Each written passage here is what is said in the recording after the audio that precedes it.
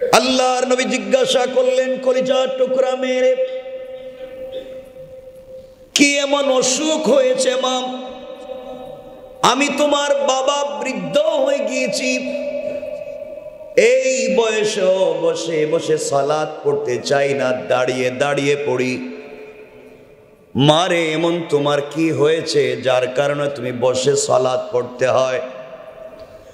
আল্লাহ রাব্বুল ইজ্জত ওয়াল জালাল বলে দিয়েছেন, মারে, যতক্ষণ পর্যন্ত দাঁড়াবার শক্তি থাকে ততক্ষণ পর্যন্ত বসে সালাত পড়লে আদায় হবে না। ও মা, তুমি কি নিশ্চয় দাঁড়াতে পারো না? দাঁড়াবার কাজ দাঁড়িয়ে দাঁড়িয়ে করো, দাঁড়াবার কাজগুলা কিয়াম তুমি দাঁড়িয়ে করো। রুকু সেজদা দিতে যদি তোমার কষ্ট হয়, আল্লাহ রাব্বুল ইজ্জত ওয়াল জালাল বলে দিয়েছেন, হয়তো বসে পড়ো, একেবারেই নিচে বসে পড়ো, অথবা পাটা পশ্চিম দিকে করেও সালাত পড়ো, শুয়ে শুয়ে পড়ো, অথবা ইশারায় পড়ো। এরপরও সুস্থ থাকতে বসে সালাত পড়লে রব কবুল করবে না। মা, তুমি কেন বসে সালাত পড়ো আমি জানতে চাই।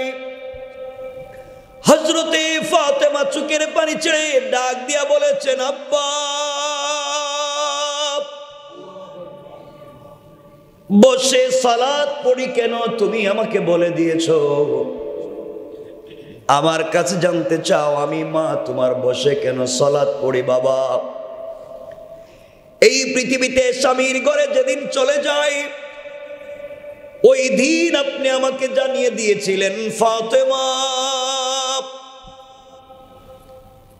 আলীর হাতে তোমাকে উঠিয়ে দিয়েছি, কিয়ামত পর্যন্ত স্বামীর ব্যাপারে কোনো নালিশ যেন শুনতে না পারি।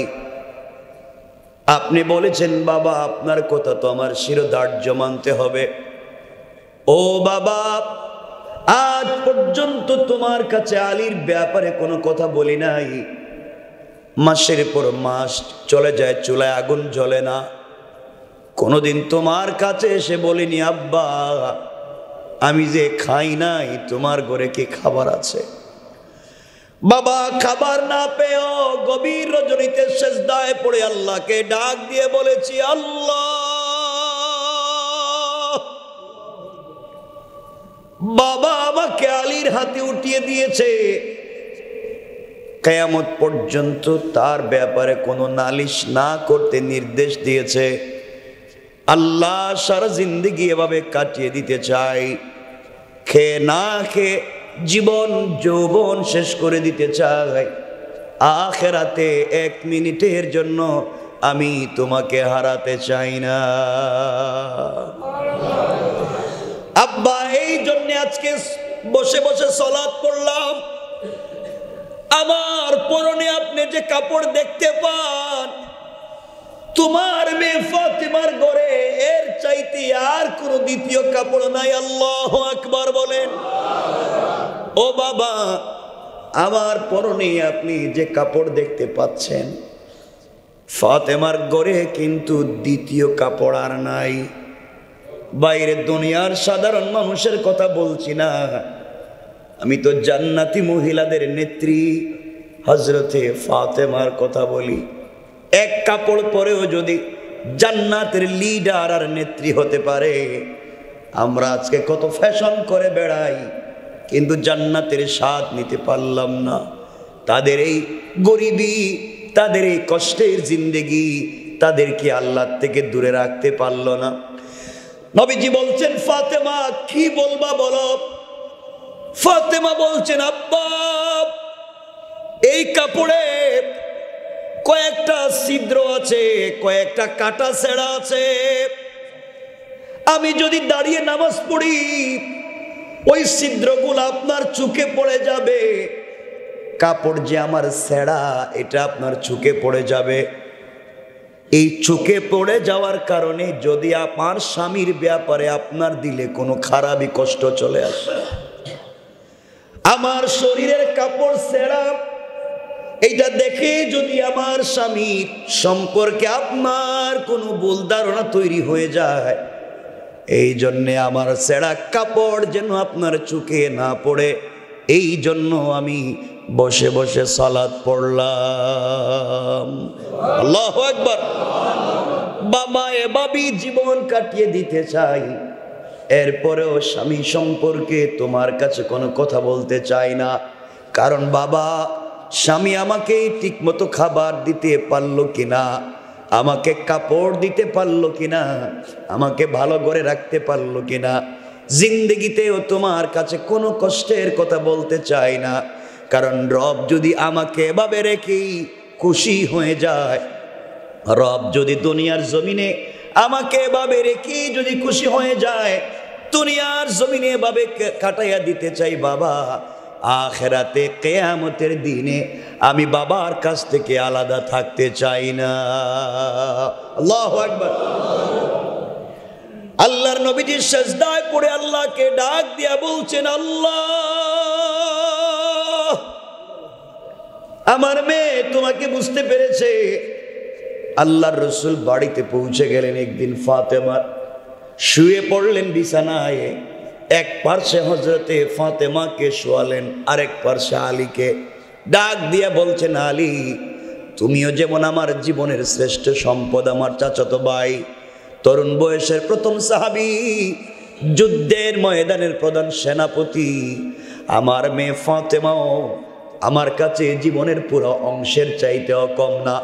আজ আমি একজনকে আমার ডান পার্শ্বে, আরেকজনকে আমার বাম পার্শ্বে শোয়া দিলাম। দুনিয়ায় তোমরা এভাবে থাকবা, আখিরাতে জান্নাতেও আমরা এভাবে একসাথে থাকতে চাই। আল্লাহু আকবার বলে। কি ছিল তাদের আদর্শ? কি ছিল তাদের আদর্শ? এই জন্য আমাদেরকে এভাবেই আদর্শ তৈরি করতে হবে। পরিবারও সুন্দর হবে, এই জাতীয় সুন্দর হয়ে যাবে। আজকালকে আমাদের পরিবারগুলো সুন্দর না। আমার ইচ্ছা আজকে হযরতে ওমর ফারুক রাদিয়াল্লাহু তাআলা আনহু জিন্দেগি থেকে দু একটা কথা আপনাদেরকে বোঝাতে চাচ্ছি, যেন এই পৃথিবীতে তারা পুরো দুনিয়ার মালিক হয়ে যাওয়ার পরও তারা কেমন ছিলেন, আর আমরা অল্প কিছু টাকার মালিক হইলে আমরা জানি কেমন হয়ে যায়। কথাগুলো দিল দিয়ে শুনেন। কি বলতে চাই যে সূরা তেলাওয়াত করেছি, সূরা হুমাযা। এই সূরা কোরআনে কারীমের, এই সূরা মক্কায় অবতীর্ণ হয়েছে, যার আয়াত সংখ্যা হলো 9টা, পারার নাম হলো 30। এই সূরায় কোনো সেজদার আয়াত নাই, রুকু হলো একটা, সূরার সিরিয়াল হলো 104। এই সূরা হুমাযা আল্লাহ রাব্বুল ইজ্জত ওয়াল জালাল বলছেন, ওয়াইলুল লিকুল্লি হুমাযাতিল লুমাযা। আল্লাহ বলছেন প্রত্যেক পশ্চাতে এবং সম্মুখে যারা পরনিন্দা করে তারা ধ্বংস। যারা মানুষের পিছনে বদনাম করে, মানুষের সামনে দেখায় ভালাই, বাহিরে গেলে করে বদনাম, এমন মানুষ পৃথিবীতে নাই। কথা বলেন নাই? আল্লাহ বললেন যেই মানুষ ওয়াইলুল লিকুল্লি হুমাযাতিল লুমাযা, যে মানুষটা সামনে বদনাম করে অথবা সামনে প্রশংসা করে, দূরে চলে যাওয়ার পরে বদনাম করে, গীবত শিকায়ত করে, দুইজন তিনজন মানুষ, তিন বন্ধু এক জায়গায় মিলে গল্প করছে, তিনজন বন্ধুর থেকে আসেন ভিতরে, তিনজন বন্ধুর থেকে একজন বের হয়ে গেল, ওই দুইজন মিলে ওই 3 নাম্বার বন্ধুর বদনাম করে। আমার দিকে ঠিক না? তিনজন মিলে এখানে বসে কথা বলতেছে, এর মধ্যে একজন উঠে চলে গেছে, ওই দুইজন মিলে ওর আবার বদনাম করতেছে। কথা বলেন না কেন? এগুলা নাই আমাদের সমাজে? আমরা যেন কেমন খারাপ জাতি হয়ে যাচ্ছে। এই সমাজে 99 না 100 মানুষ আমরা এমন হয়ে গিয়েছি, হয়তো পাবলিকের সামনে বদনাম করি, নাইলে পাবলিকের সামনে আমরা সালাম দিই, আমরা একে অপরকে সম্মান করি, চুকের আড়াল হয়ে গেলেই বদনাম শুরু করে দিই। কথা বলেন না কেন? এগুলো আছে না নাই? আমারে বলেন আছে না নাই? বদনামের লোক সমাজে নাই? চুকের আড়াল হয়ে গেলে বদনাম। আল্লাহ বলছেন ওয়াইলুল লিকুল্লি হুমাযাতিল লুমাযা, ওর মুখে পুরা দুনিয়ার ময়লা ডাস্টবিন মেরে ফেলে, ধুরবো। ওই ব্যক্তির মুখে আসমানের নিচে জমিনের উপরে যত ময়লা আছে, ডাস্টবিন আছে, ডাস্ট আছে, সব ওর মুখে ছুঁড়ে মারো। যেই মানুষটা মানুষের পশ্চাতে পিছনে গিয়ে বদনাম করে। এখন আমাদের এখানে কেউ আসেননি এভাবে যে কার বদনাম করেন? কিছু কয় না দেখি। যদি থাকেন আপনি আমাদের এই মসজিদে বসে আছেন, এমন যদি কেউ থাকেন যে আপনি গোপনে গোপনে পাবলিকের বদনাম করেন, তাহলে আসমানের নিচে জমিনের উপরে যত বিন ময়লা ডাস্ট আছে সব আপনার মুখে আমরা ফিকে মারলাম। কথা বুঝতে পারছেন আমার? আমি বলছি না, রব বলেছেন। রব বলেছেন ওয়াইলুল্লি কুল্লি হুমাজাতিল লুমাজা, পুরা দুনিয়ার দুর্ভোগ ওই ব্যক্তির যে মানুষের পিছনে বদনাম করে। আপনার পাইছে সালাম, আসসালামু আলাইকুম, কেমন আছেন? দূর সালাম দিছিনি, এর ফার্ম দিলাম, এর আবার সালাম দিলাম, কি আবার কি হয়? আছেন এগুলা? আপনি একসাথে প্লেটে বসে খাওয়াইলেন, প্লেটে খেয়ে যাওয়ার পরে দূর ওর কাছে গেছিলাম, হে আবার মানুষ হইল কোন দিন? এগুলো আমরা বলি না? কথা বলেন। আপনাদের আওয়াজে মনে হইতেছে সব অলিয়া অলিয়া মনে হইতেছে, সব আল্লাহর অলিয়ে বসে রয়েছে এখানে। এই তো আমাদের চরিত্র। এইভাবে চরিত্র হলে আল্লাহ রাব্বুল ইজ্জত ওয়াল জালাল বলেছেন দুর্ভোগ ওই ব্যক্তির উপরে, দুর্ভোগ যে মানুষের সামনে এবং পিছনে বদনাম করে। এবং এমনও মানুষ আছে, এমনও মানুষ আল্লাহ বলছেন পশ্চাতে এমনও লোক আছে যারা তোমার বিরুদ্ধে বদনামকে আগে বানায়, মিথ্যা প্রোপাগান্ডা বানাইয়া পাবলিকের পিছনে বদনাম লাগাইয়া দেয়। আল্লাহ বললেন সে তার জিন্দেগি দুনিয়াও ধ্বংস করেছে, আর আখিরাতে তার সাথে কোনো হিসাব নাই, বিনা হিসাবে ওই ব্যক্তি জাহান্নামী। এত আস্তে আওয়াজ করে বললেন নাউজুবিল্লাহ। এজন্য যারা সামনে আর পিছনে বদনাম করে, আল্লাহ আমাদেরকে হেফাজত করো।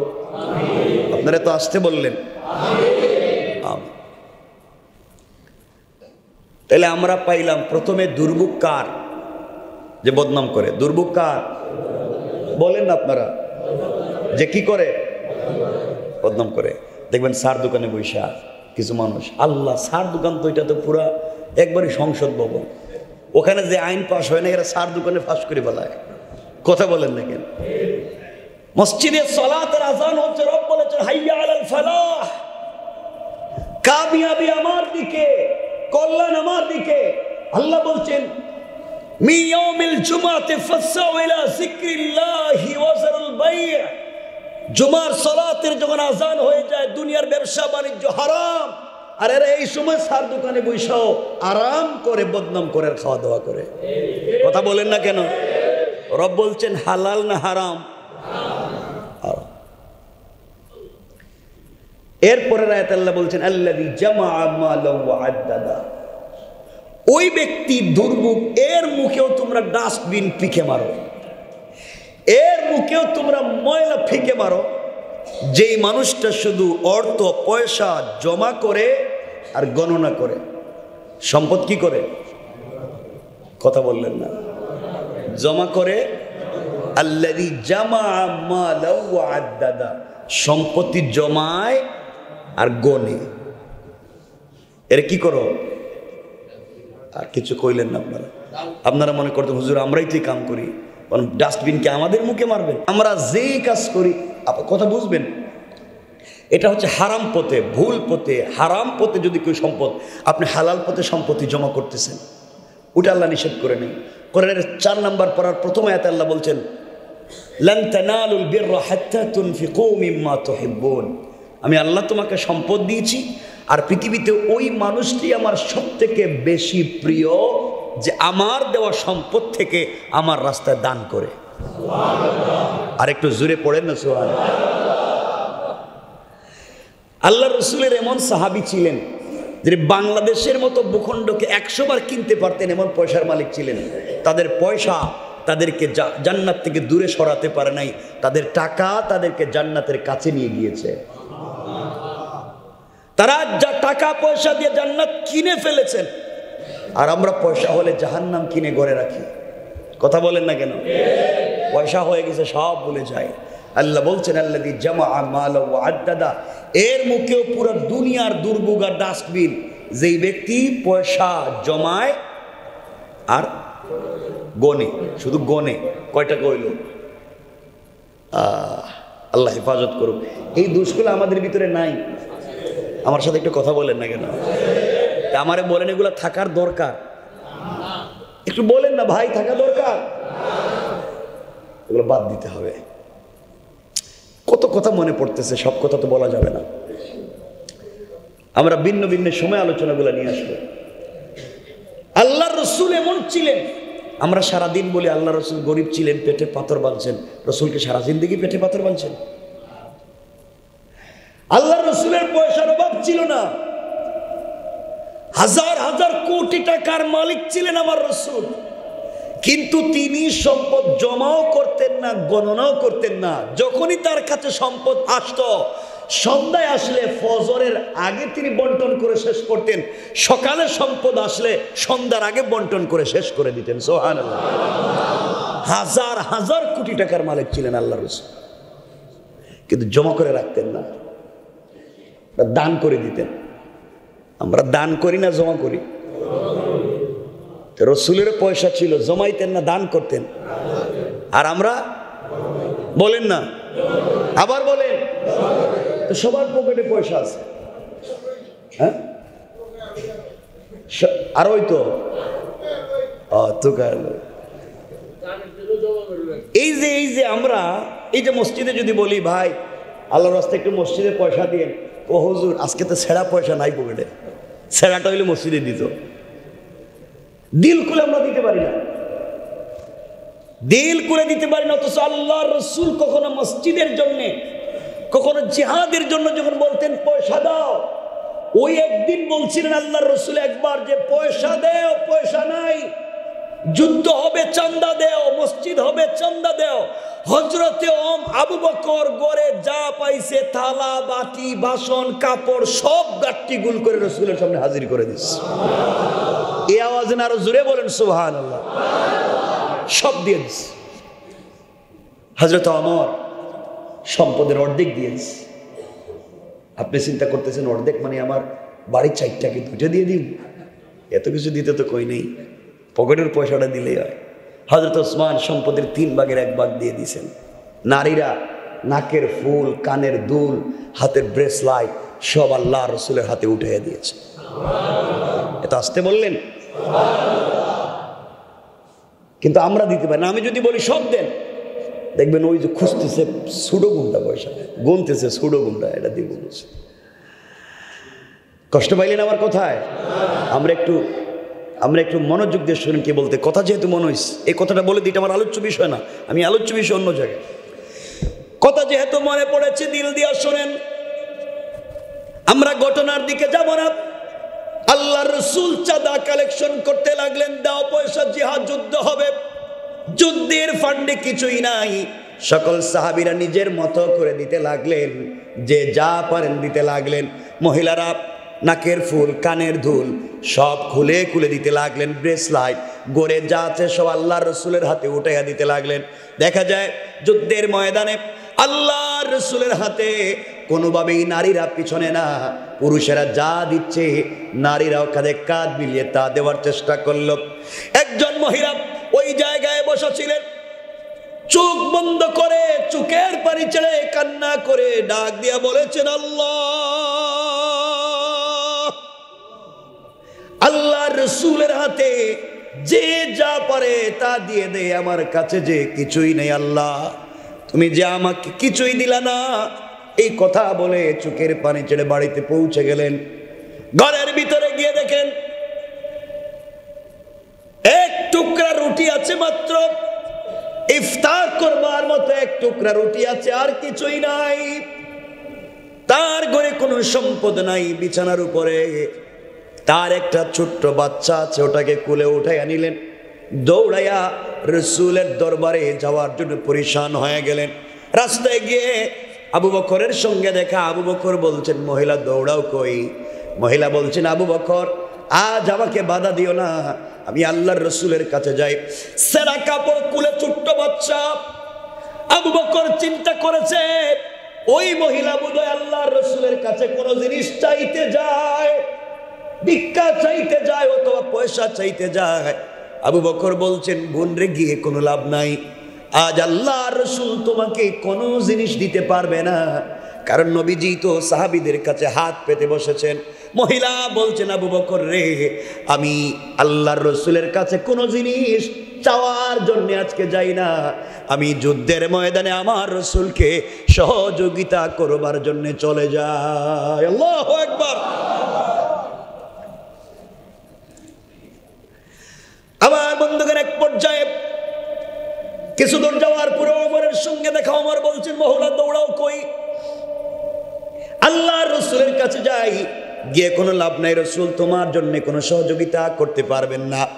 কারণ নবীজি হাত পেতে বসেছেন সাহাবায়ে কেরামের সঙ্গে সামনে, ডাক দিয়ে বলছে, আমি রসুলের কাছে কিছু চাওয়ার জন্য যাই না, আমি যাই আল্লাহর রসুলকে সহযোগিতা করবার জন্য। কথা সংক্ষেপ। এক পর্যায়ে সাহাবীদের ভিড় ঠেলে আল্লাহর রসুলের সামনে মহিলা পৌঁছে গেলেন। মহিলা পৌঁছে যাওয়ার পরে সবাই মনে করেছে পাগল ভিক্ষা চায়।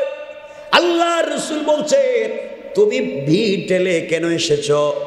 আজ আমি তোমাকে তো কোনো সহযোগিতা করতে পারবো না। মহিলা চোখের পানি ছেড়ে বলছেন, ইয়া রাসূলুল্লাহ, আমার জীবন সব আপনার জন্য উৎসর্গ কুরবান করে দিলাম।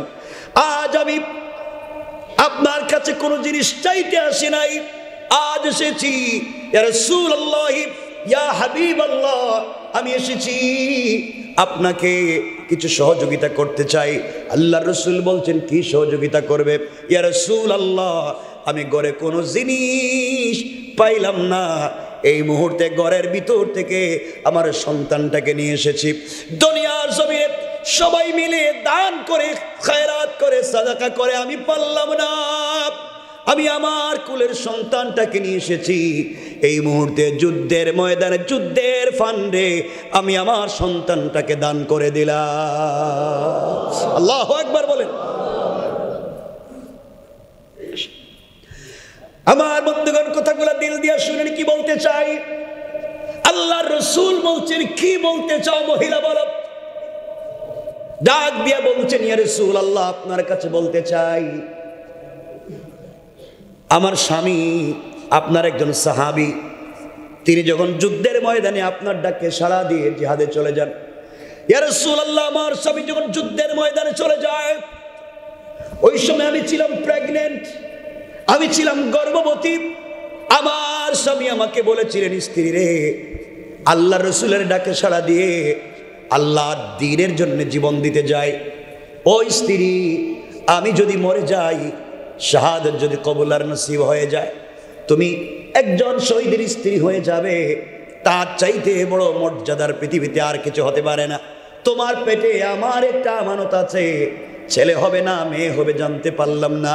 যাই হোক না কেন, আমি যেই রাস্তায় চলে যাই, তুমি আমার সন্তানটাকে সেই রাস্তায় দান করে দিবা। পড়েন না সুবহানাল্লাহ। ইয়া রাসূলুল্লাহ, আমার স্বামী আপনার ডাকে সাড়া দিয়ে যুদ্ধের ময়দানে চলে গেলেন, শহীদ হয়ে গেলেন, আমি শহীদের স্ত্রী হয়ে গেলাম। কিছুদিন পরে আমার একটা পুত্র সন্তান জন্ম নিল। ইয়া রাসূলুল্লাহ, যেই সন্তানকে নিয়ে আমি আজ এসেছি, ওই সন্তানটাই ওই দিনের সন্তান। আল্লাহর পয়গম্বর, আপনি যখন চাঁদা কালেকশন করতে লাগলেন, ওই সময় সবাই দিতেছে, নারীরাও তাদের মন মতো ইচ্ছা মতো দিতে পারে। আমি দেখলাম আমার শরীরে দেওয়ার মতো কিছুই নাই। ঘরে যাওয়ার পরে দেখলাম, ইয়া রাসূলুল্লাহ, কয়েকদিন হয়ে গিয়েছে আমার ঘরে খাবার নাই, এক টুকরা মাত্র রুটি আছে, ইফতার করা ছাড়া আর কিছুই নাই। আমি যখন চিন্তায় পড়ে গেলাম, আমি কিছুই দিতে পারলাম না। ও পয়গম্বরে আরবি, আমার এমন সময় চোখ পড়েছে বিছানার দিকে, আমার স্বামীর কথা মনে পড়ে গিয়েছে। এই জন্যে স্বামীর কথা মনে যাওয়ার পরে, মনে হয়ে যাওয়ার পরে মনে হলো, সব থেকে বড় সম্পদ আমার সন্তান তো এখন বড় হয়ে গেছে, হাঁটতে পারে, দাঁড়াতে পারে। ইয়া রাসূলুল্লাহ,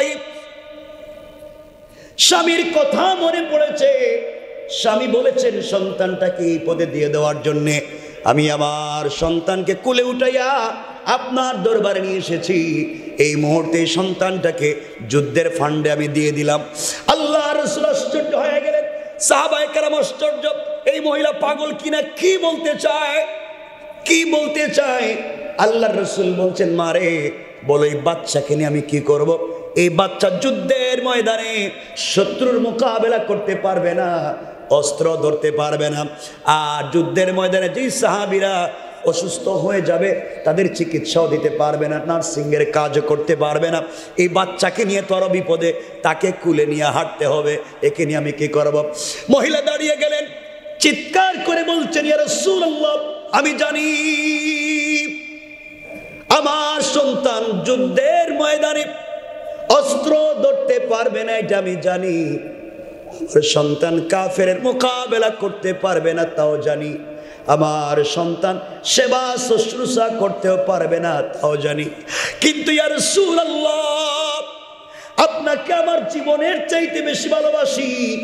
সবাই যখন দান করে আমার কিছুই ছিল না, এই জন্যে আমি জিহাদের ফান্ডে সন্তানকে দিয়ে দিলাম।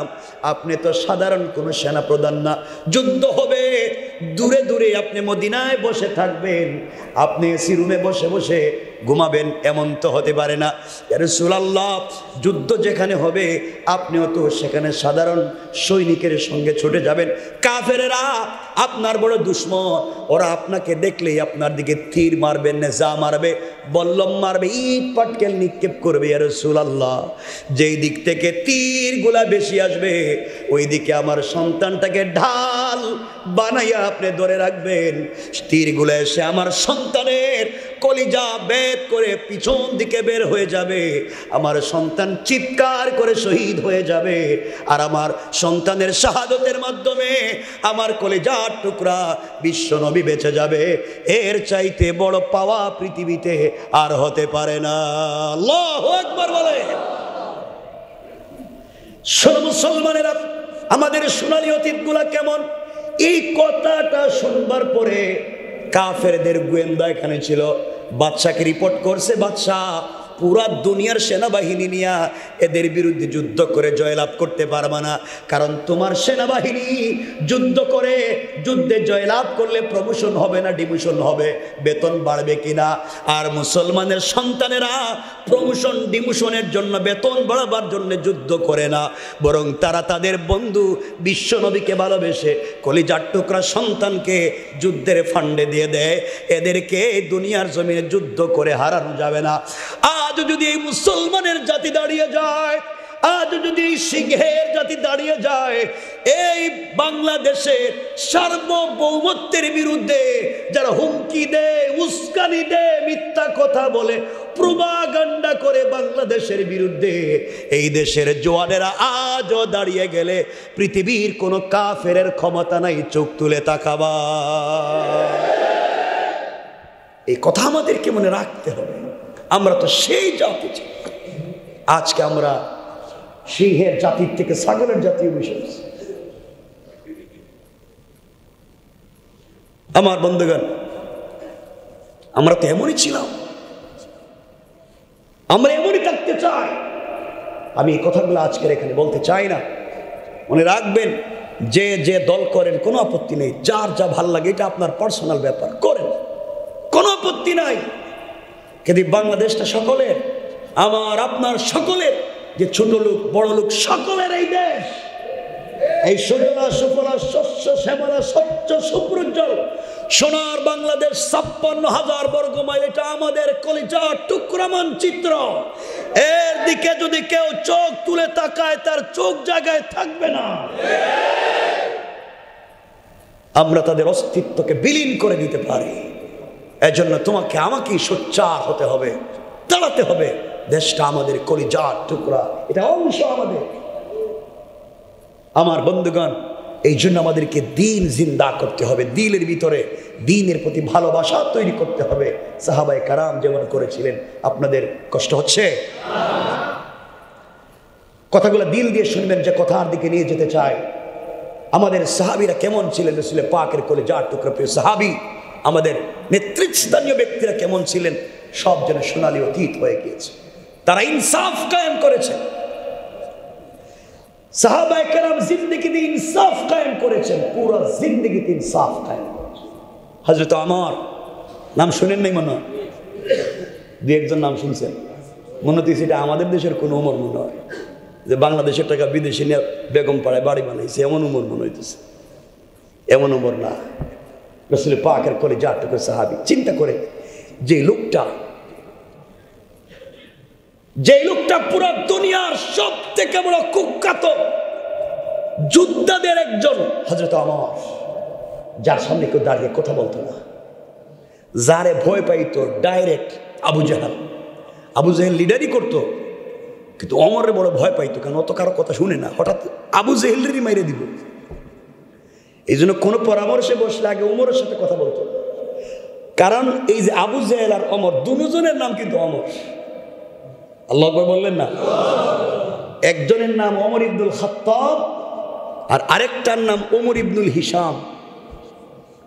আবু জাহেলের নাম ওমর, কিন্তু ইসলাম তার নাম দিয়েছে আবু জাহাল, মূর্খদের বাপ।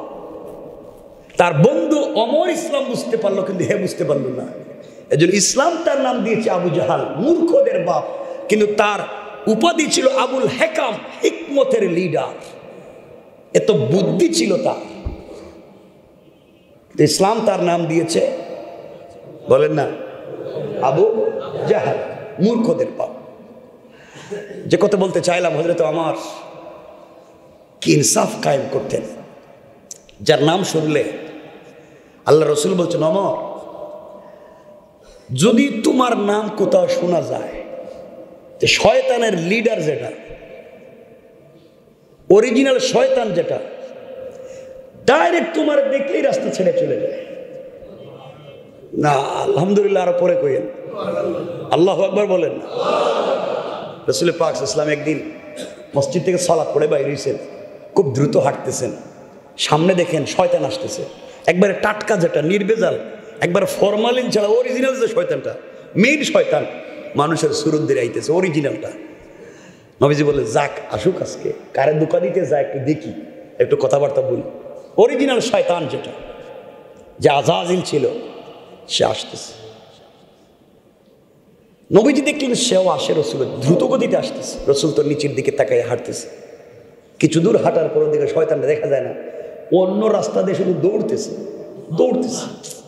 আর দৌড়ে কেন দেখলাম আমার দিকে আসতেছে, এবং দৌড়ে কেন, আশেপাশে তো কিচ্ছু দেখা যায় না। নবীজি বললেন, শয়তান দৌড়াস কেন? পিছনে একটু তাকান, পিছনে দেখেন।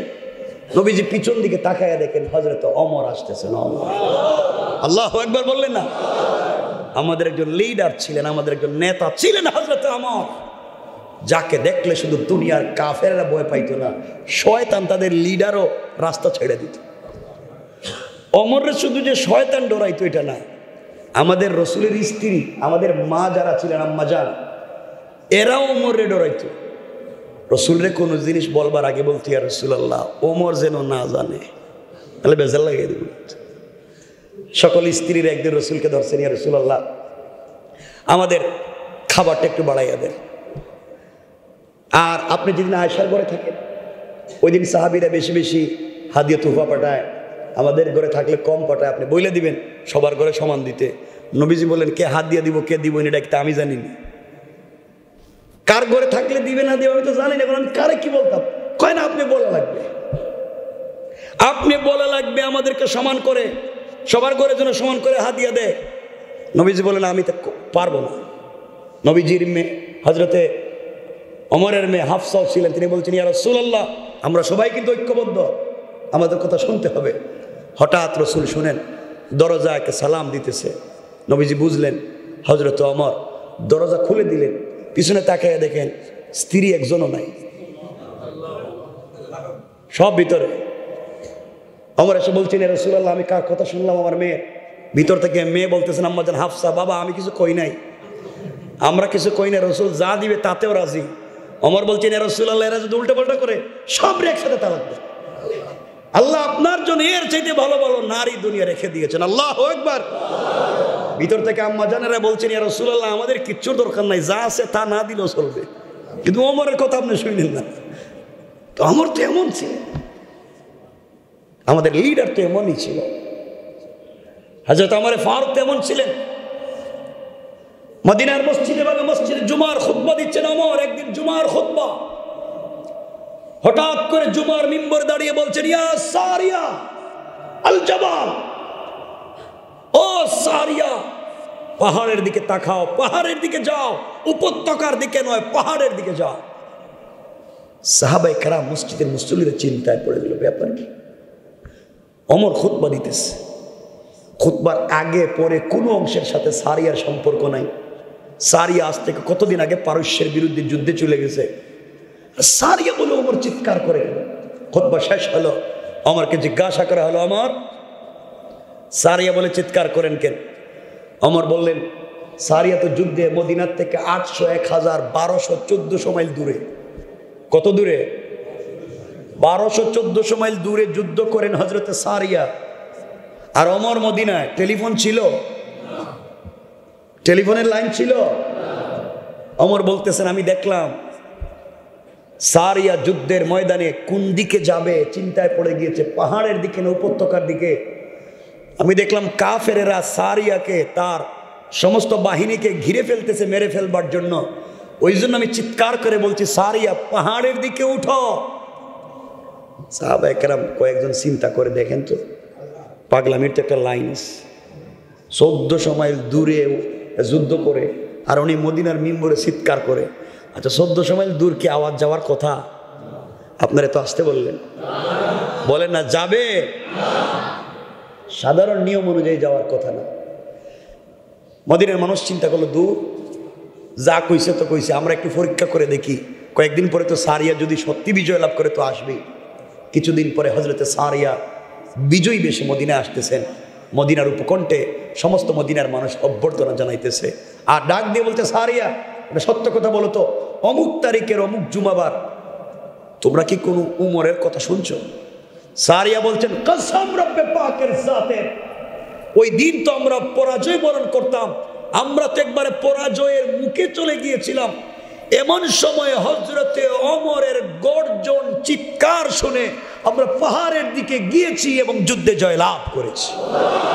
আল্লাহু আকবার, জোরে বলেন। আমাদের লিডার কেমন ছিলেন, আল্লাহ তার আওয়াজকে কত দূর পৌঁছে দিয়েছে। কথায় কথা চলে আসে তো, হযরত ওমর এমন এক ব্যক্তি,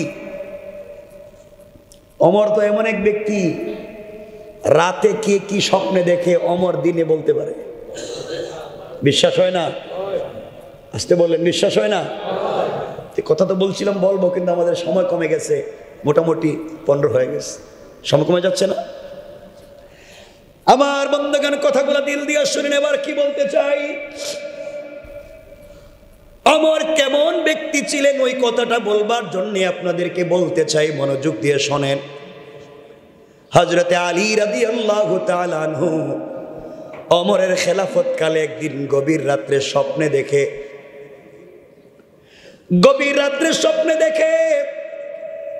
হযরতে আলী স্বপ্নে দেখেন রাসূল সাল্লাল্লাহু আলাইহি ওয়াসাল্লাম মসজিদে নববীতে ফজরের সালাতের ইমামতি করতেছেন। হযরতে আলী সবার পিছনে মসজিদে নববীতে ফজরের সালাত পড়তে গেলেন। গিয়া দেখেন নামাজ 1 রাকাত শেষ, আলী সবার পিছনে নামাজ শেষ করে বসে গেলেন। স্বপ্নে দেখেন একজন মহিলা তার গাছের, তার বাগানের প্রথম খেজুর এসেছে, খেজুরগুলা নিয়ে আলীর হাতে দিয়ে বলছে, আলী এগুলা বিশ্ব নবীর হাতে উঠাইয়া দাও, তিনি যেন খান, মসজিদের মুসল্লিদের মধ্যে বন্টন করে দেন। এটা আমার বাগানের প্রথম খেজুর এসেছে, বাগানে যেন বরকত হয়ে যায়। হযরতে আলী বলেন, আল্লাহর রাসূলের হাতে দিলাম, সকলকে তিনি বন্টন করে দিলেন, আমাকেও একটা খেজুর দিলেন। স্বপ্নে দেখেন আলী, স্বপ্নে দেখেন আল্লাহর রাসূল তাকে একটা খেজুর দিয়েছেন, আলী সেই খেজুর মুখে নিয়ে চাবাচ্ছে। এমন সময় বাস্তব মদিনার মসজিদের আজান হয়ে গিয়েছে, তার ঘুম ভেঙে গিয়েছে। ঘুম ভেঙে যাওয়ার পরে দেখে রাসূল স্বপ্নে তাকে যে খেজুর দিয়েছেন সেই খেজুরের স্বাদ আর দানা এখনো মুখে লেগে আছে। আল্লাহু আকবার। হযরতে আলী বলেন, তাড়াতাড়ি উঠে গেলাম, ওযু করে মসজিদে নববীতে ফজরের সালাতের জন্য পৌঁছে গেলাম। গিয়ে দেখি হযরতে ওমর মসজিদের ভিতরে ফজরের সালাতের ইমামতি করেন। আমি তার পিছনে নামাজ দাঁড়িয়ে গেলাম। নামাজ শেষ হয়ে গেল, সবার পিছনে আমি বসে আছি। এমন সময় একজন মহিলা কিছু খেজুর নিয়ে এসে বলছে, আলী এই খেজুরগুলা তুমি হাতে নাও, আমিরুল মুমিনিন আমাদের খলিফার হাতে উঠাইয়া দাও, তিনি যেন খান। সাথীদের মধ্যে বন্টন করে দেন। আমার বাগানের প্রথম খেজুর এসেছে, তিনি যেন একটু দোয়া করে দেন।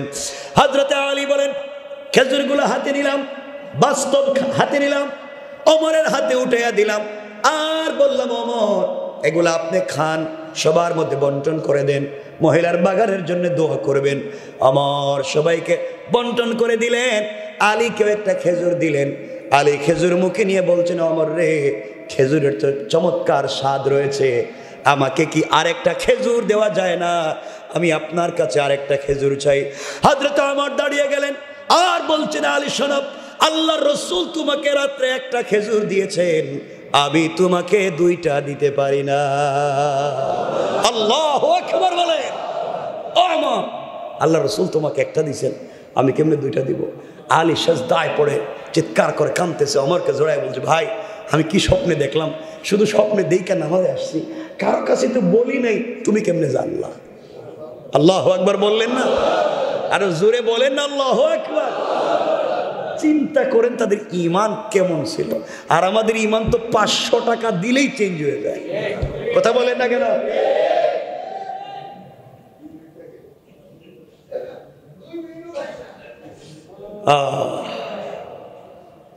একবার বিগত সময়ে আমার উপরে যেভাবেই হোক মামলা করা হলো, বড় মামলা, ডিজিটাল একটা মামলা। আমি বলতেছি, কারো তো মাঠে ময়দানে কথা বলি, জুলমের শিকার তো কম হয়নি, অনেকগুলা। তো আমাকে উকিলের পরামর্শ দিল, হুজুর 500 কোটি টাকার আপনি উল্টা মামলা দেন, মানহানির মামলা। আমি বললাম, দেখো হেরা দিতে পারছে, আমি কথা বলি ময়দানে, আমার মামলা দিছে। ডিজিটাল অ্যাক্টে তো সাইবার ক্রাইম, আর আমি মামলা দিব। ওদের কাছে তো ওদের মান সম্মানের একটা লিমিট আছে। আল্লাহ আমাকে দিয়ে সম্মান দিচ্ছেন, এটা তো 500 কোটি টাকায় পাওয়া যাবে না, এটা তো আরো বেশি। আমি তাদের মতো মামলা দিতে পারি না। আল্লাহ আছে, আজকে আল্লাহ এমন আছে, আমাদের ইজ্জতকে আকাশ চুম্বি করে দিয়েছে, আর তাদেরকে বেইজ্জতির সঙ্গে দুনিয়া থেকে বিদায় করে দিয়েছে। রব তো এটাই বুঝে। রব বলেছেন, এভাবেই তুমি চলো, দ্বীনের পথে চলো, কোরআন সুন্নাহর পথে চলো। রব যদি ইজ্জত দিতে চায়, কেউ তাকে বেইজ্জত করতে পারে না। ইন্না মা'আল উসরি ইউসরা, সকল কষ্টের পরে সুখ আছে। কে বলেছেন? তো কথা লম্বা করতে চাই না, অমরের কথা বলছিলাম। অমর কঠিন জিনিস ছিলেন। আমার বন্ধুগণ, যে কথার দিকে আপনাদেরকে নিয়ে যেতে চাই, লম্বা করতে চাই না। ওমর ফারুক রাদিয়াল্লাহু তাআলা আনহু এমন আমানতদার ছিলেন, আমরা শুধু সোনালী অতীতের দিকে যাই, আজ আমাদের কাছে এমন লিডার নাই। একবার হযরত ওমরের কাছে পৃথিবীর সব থেকে দামি পারফিউম এসেছে। ওমরের স্ত্রী বলছেন, স্বামীরে কি করবেন? আমি এগুলা বন্টন করে দেব। ওমর বল, বন্টন যেহেতু আমি করব।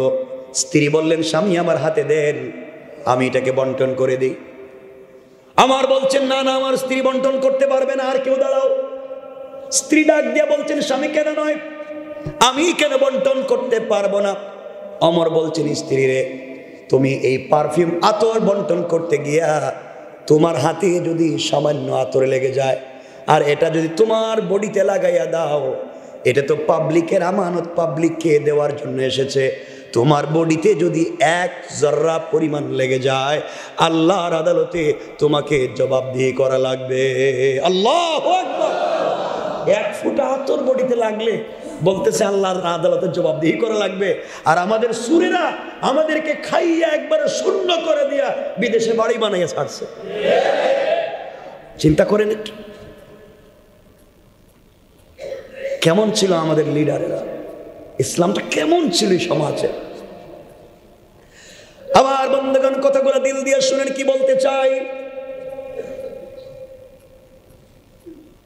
এই ওমর কেমন ছিলেন সংক্ষেপ করে করে বলে যাই, লম্বা করতে চাই না, যে যদিও আমাদের সময় অনেক আছে। অসুবিধা হইতেছে না আপনাদের? সময় কিন্তু আছে, কিন্তু আপনাদের কষ্ট হবে কি নেই চিন্তা করেন বেশি বেশি। একটু হাত তুলে আমরা দেখেন তো, দেখি কার কার কষ্ট হইতেছে এই পর্যন্ত। দেখছেন কষ্ট হইতেছে? হইলে একটু দাঁড়াবেন, একটু বসবেন। তাও আমি তো যত কম বলবো আমার লাভ। লাভ না? তাড়াতাড়ি চলে গেলাম, ওয়াজ অনেক দূরে, আজকে যাওয়া লাগবে অনেক দূরে, তো তাড়াতাড়ি চলে যাবি। কিন্তু আমার তো যত কম বলা যায় ততই লাভ। বেশি বললে তো আপনাদের উপকার নাকি? অসুবিধা হচ্ছে? অসুবিধা হচ্ছে না, বেশি বলবো না, শুধু শোনেন আমাদের সোনালী দিনগুলা কেমন ছিল।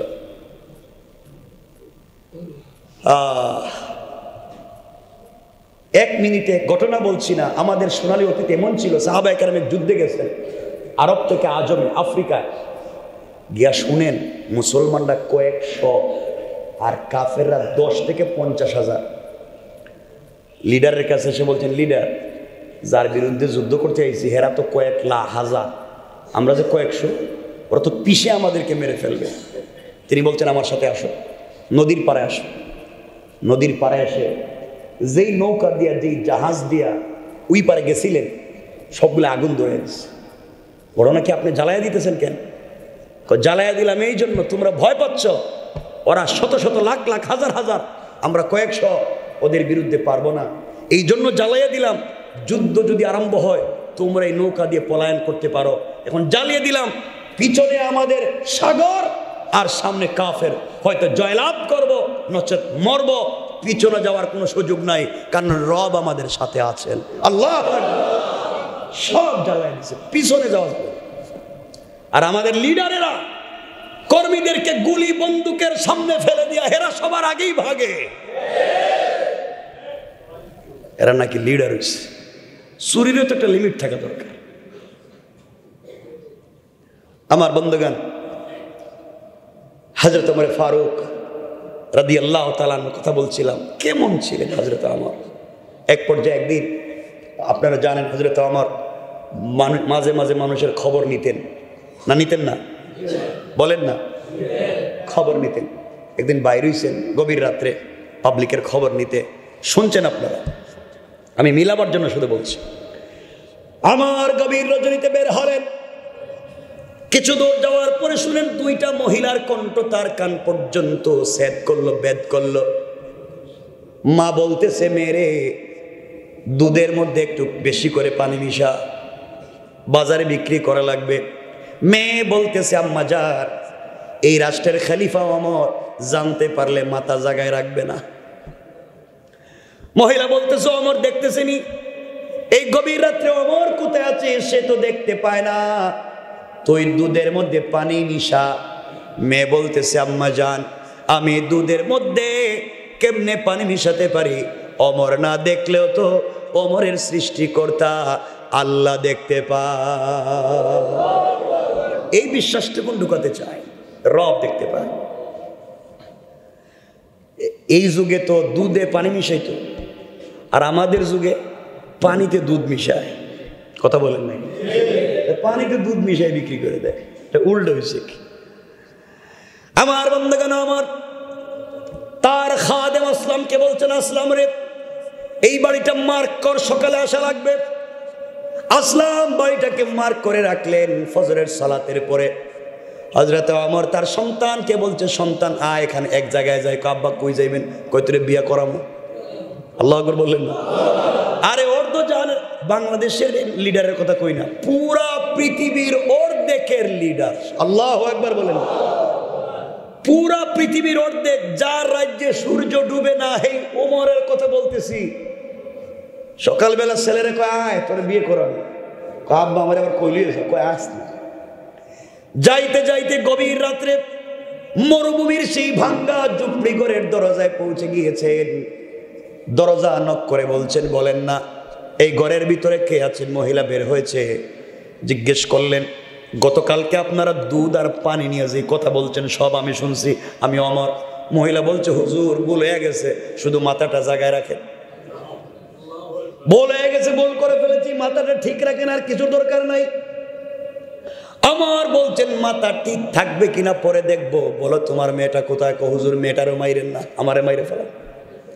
মেয়ে ভুল করে নাই, মেয়ে তো আমারে বুঝাইছিল, ভালো কথা আমি শুনি নাই। আমার বলছেন, মেয়েটাকে নিয়ে আসো। মেয়েটা বের হয়ে বলল, খলিফাতুল মুসলিমিন দুষ্টা, কারণ আমাদেরকে ক্ষমা করে দেন, ভুল হয়েছে। ওমর তার মাকে বলছেন, মা শুনেন, আপনার মেয়েকে কি বিয়ে দিছেন? না, এখনো বিয়ে দিতে পারিনি, গরিব মানুষ, ঝুপড়িঘর, আমরা মরুভূমিতে দুধ বিক্রি করে থাকি, আমার মেয়েকে কে বিয়ে করবে?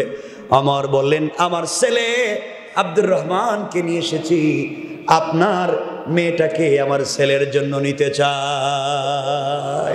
আল্লাহু আকবার বলেন। আমার ছেলের জন্য আপনার মেয়েকে বলেন কি? আপনি খলিফা, অর্ধ দুনিয়ার খলিফা, আর আমি দুধ বিক্রি করে দুধে পানি মিশাই, এমন একটা মেয়েকে আপনি নেবেন? আমার বলছেন, দেখো তোমার মেয়ের যে আমানতদারি কালকে রাত্রে আমি চিন্তা করে পাই নাই, সে তো তুমি দুধে পানি মিশাবার কথা বলছো, মেয়ে তো মিশাই নাই। আমার ভয় দেখিয়েছে, শেষ পর্যন্ত আল্লাহর ভয় দেখিয়েছে। যেই মেয়ের ভিতরে অন্ধকার রাত্রে আল্লাহর ভয় থাকে, তার চাইতে ভদ্র ভালো মেয়ে আর হতে পারে না। এই মেয়েটাই আমার দরকার। এই মেয়ের বংশ থেকেই জন্ম নিয়েছিলেন এই পৃথিবীর সব বড় একজন খলিফা উমর ইবনে আব্দুল আজিজ। আল্লাহু আকবার বলেন। আলোচনার শুরুতেই বলছিলাম, পরিবার যদি সুন্দর হয়, ঘর যদি সুন্দর হয়, এমন সন্তান জন্ম নিতে পারে। আজকাল আমাদের পরিবারগুলো সুন্দর না, এই জন্য এমন সন্তানগুলো জন্ম নিচ্ছে না। এই জন্য এমন দরকার আছে না নাই? আছে না নাই? একজন খলিফা বুঝতেছেন নি আপনারা? অর্ধ জাহানের খলিফা, সুপার পাওয়ার। এই হযরত ওমরের কথা বললাম, তারা সম্পত্তি জমাও করতেন না, গণনাও করতেন না। শুনেন, ওমর ফারুক রাদিয়াল্লাহু তাআলা আনহু আরেকদিন রজনীতে বের হয়েছেন, তার সঙ্গে তার খাদেম আসলাম। গভীর রজনীতে পৌঁছে গেলেন এক ঝুপড়ি ঘরে। দূর থেকে শুনতে পান ছোট্ট ছোট্ট বাচ্চারা চিৎকার করে কাঁদতেছে আর বলছে, আম্মা জান, আপনি কি আমাদেরকে না খাওয়াইয়া মেরে ফেলবেন? আস্তে আস্তে করে ওমর পৌঁছে গেলেন, গিয়ে দেখেন একজন মহিলা চুলার মধ্যে কি যেন রান্না করে, বাচ্চাগুলা কান্দে। জিজ্ঞেস করলেন, কে মা তুমি? চুলার মধ্যে কি জাল দাও? আমার কোলে দেখে চুলার মধ্যে কিছুই নাই, শুধু একটু পাতিলের মধ্যে পানি গরম করে। কেন তুমি এগুলা করো? মহিলা ডাক দিয়ে বলছে, যুবক, কে তোমাকে চিনতে পারলাম না। আমি কেন গরম করি, এই ফয়সালা আল্লাহ করবেন কিয়ামতের দিনে আমার আর উমরের মাঝখানে। আল্লাহু আকবার বলুন। ওমর চিন্তা করে, আমার সামনে দাঁড়ায় রয়েছে, আমার ফয়সালা করবো আল্লাহ। ওমর তো ভয় পেয়ে গেছেন, কই কি আমি কি করলাম? কি হয়েছে মা? এই রাজ্যে আমি থাকি, ওমরের রাজ্যের খলিফা, আল্লাহর রাসূল তাকে আমানত দিয়েছেন নাগরিকের খবর নেওয়ার জন্যে। ওমর গ্রামেও আসলো না, এই রাস্তাগুলা ধুলিবালিতে মরে যায়, একদিন খবর নিল না। আমার বাচ্চাগুলা প্রতিদিন না খেয়ে কান্না করে করে রাত্রে ঘুমাইয়া যায়, আর আমি এইভাবে পানি গরম করতে থাকি। খাবার হচ্ছে দেখে যেন সন্তানগুলা ঘুমাইয়া যায়, এইভাবে ধোঁকা দিয়ে দিয়ে সন্তানগুলার রাত কাটাইয়া দেয়। আমি তাদেরকে কোনো খাবার দিতে পারলাম না। ওমর এই রাজ্যের খলিফা আজ পর্যন্ত খবর নিল না। এই জন্য আল্লাহর কাছে বিচার দিয়ে রাখলাম, ওই ওমর আর আমার মধ্যখানে কিয়ামতের দিন ফয়সালা হবে। আমার নিজেকে সামনে রাখতে পারলেন না, হাউমাউ করে কাঁদতে লাগলেন। কিছু দূর এসে বালির মধ্যে সিজদায় পড়ে কান্না করে ডাক দিয়ে বলেছে, আল্লাহ, এই মহিলাকে আমি আবার ব্যাক করা পর্যন্ত হায়াত দেও, আমি যেন যেতে পারি। বাইতুল মালে আসলেন, রাষ্ট্রীয় কোষাগারের দরওয়াজা খুললেন।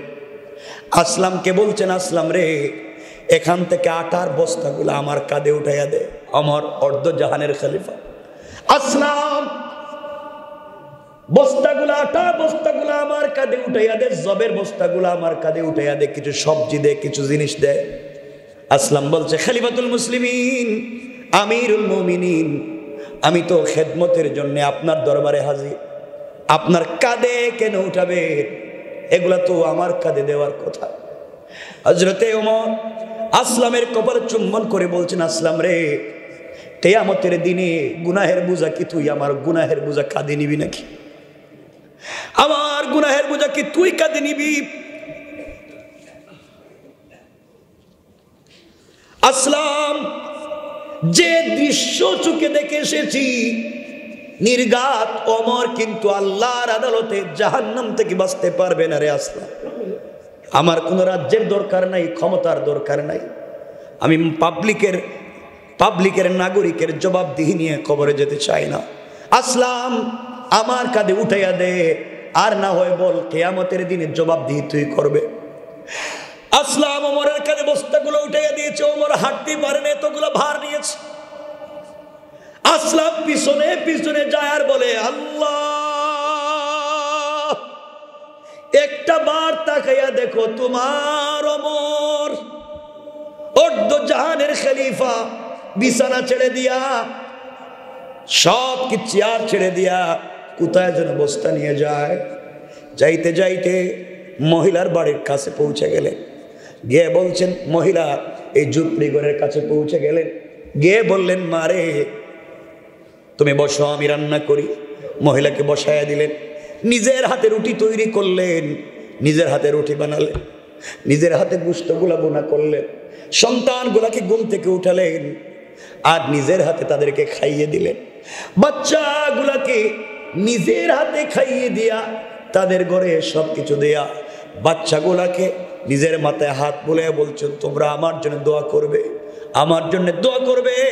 মহিলা চিৎকার করে কাঁদতেছে আর বলতেছে, যুবকরে তোমাকে চিনলাম না, ওমরকে যদি খলিফা না বানাইয়া আল্লাহ তোমাকে খলিফা বানাইতো, আল্লাহ যদি তোমাকে খলিফা বানাইতো, এর চাইতে বড় চাওয়া পাওয়ার পৃথিবীতে আর ছিল না।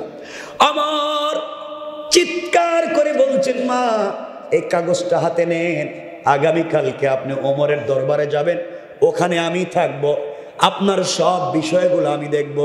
এই বলে মহিলার কাছ থেকে বিদায় নিয়া বাচ্চারা হাত উঠে দোয়া করে আর বলছে, আল্লাহ বাপ নাই, যে যুবকটা আমাদেরকে আজকে নিজের হাতে খাইয়ে দিয়া 2-3 মাসের খাবার দিয়ে গেল, আল্লাহ এই যুবকটাকে আল্লাহ রসুলের সঙ্গে জান্নাত দিবা। পরের দিন সকালবেলা মহিলা তার 2-3টা বাচ্চাকে নিয়ে ওমরের দরবারে চলে গিয়েছে। ওমরের দরবারে গিয়ে দেখে যেই লোকটা ওমরের চেয়ারে বসা, সেই লোকটাই গতকালকে কান্দে করে বস্তা নিয়ে গেছে। পাবলিকরে জিজ্ঞাসা করে, বলো রে এই লোকটাকে? মহিলাকে সবাই বলছেন এর নামই তো আমাদের খলিফা। মহিলা চিৎকার করে কান্দে আর বলো, তোমরা আমারে বাঁচাও, কালকে এই যুবকের সঙ্গে যে খারাপ ব্যবহার করেছি, আর বলে দিয়েছি ওমরের সঙ্গে যে খারাপ কথা বলেছি, ওমরকে আল্লাহর আদালতে দাঁড় করাতে চাইলাম। সত্যি যুবকটা তো ওমর ছিল।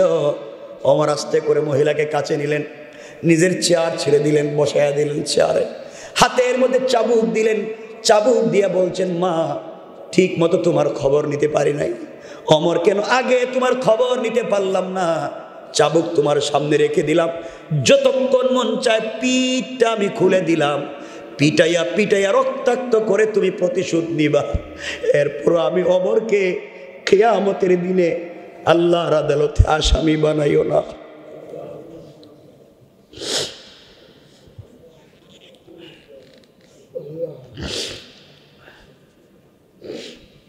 মা চাবুক দিয়া যতক্ষণ মন চায় আপনি আমাকে আঘাত করেন, নির্যাতন করেন, ওমর কেন আপনার খবর ঠিক মতো নিতে পারলো না? কিন্তু আল্লাহর আদালতে আমাকে বিপদে ফেলাইয়া দিয়েন না। মহিলা কান্দে আর বলে, ওমর আমাকে ক্ষমা করে দিও।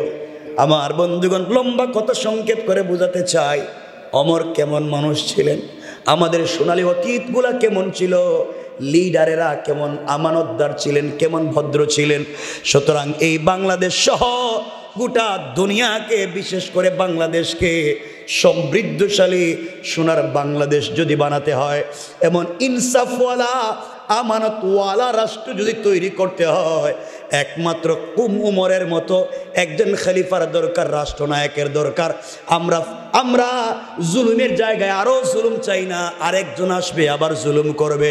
আমরা সকল জুলুমের অবসান করে দিয়া এই জমিনে আল্লাহর দ্বীন কায়েম হয়ে যাক, চাই কোন ঠিক কিনা?